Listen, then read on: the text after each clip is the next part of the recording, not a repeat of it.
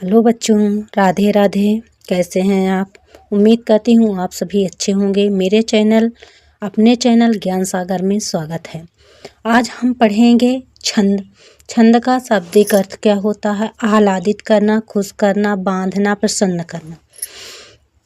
परिभाषा क्या होती है इसकी डिफिनीशन? वर्णों या मात्राओं की नियमित संख्या के विन्यास से यदि आह्लाद, प्रसन्नता, आनंद, उत्साह पैदा हो तो उसे छंद कहते हैं।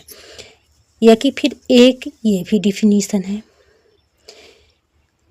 कविता को पद भी कहते हैं कि रचना को वर्ण यानी अक्षरों या मात्राओं, गति यानी प्रवाह, यति यानी विराम, तुक यानी समान ध्वनि आदि के नियमित क्रम और संख्या में बांधना या व्यवस्थित करना ही छंद कहलाता है।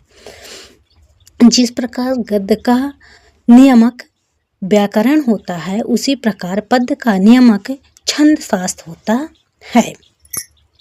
अब सबसे मेन और इम्पोर्टेंट हम क्या जानेंगे? छंद के पिता यानी जनक किसे कहते हैं? तो छंद के जनक महर्षि पिंगल को कहा जाता है। छंद के जनक महर्षि पिंगल हैं। उन्होंने ही छंद पर आधारित सबसे प्राचीन और प्रामाणिक ग्रंथ छंद सूत्र या पिंगल शास्त्र की रचना की थी। इसी कारण छंद शास्त्र को पिंगल शास्त्र भी कहा जाता है और कहीं कहीं छंद को भी आप देखेंगे कि पिंगल भी कहा जाता है। ये मेन और इम्पोर्टेंट है एग्जाम की दृष्टि से।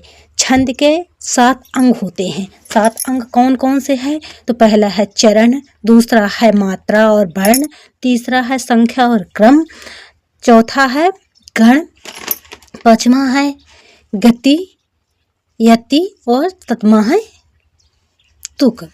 तो हम इनके बारे में डिटेल से अच्छे से पढ़ेंगे।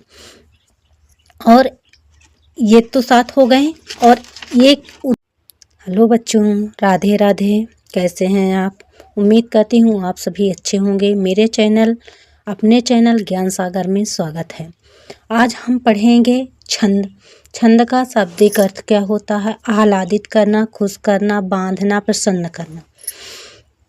परिभाषा क्या होती है इसकी डिफिनीशन? वर्णों या मात्राओं की नियमित संख्या के विन्यास से यदि आह्लाद, प्रसन्नता, आनंद, उत्साह पैदा हो तो उसे छंद कहते हैं। या कि फिर एक ये भी डिफिनीशन है। कविता को पद भी कहते हैं कि रचना को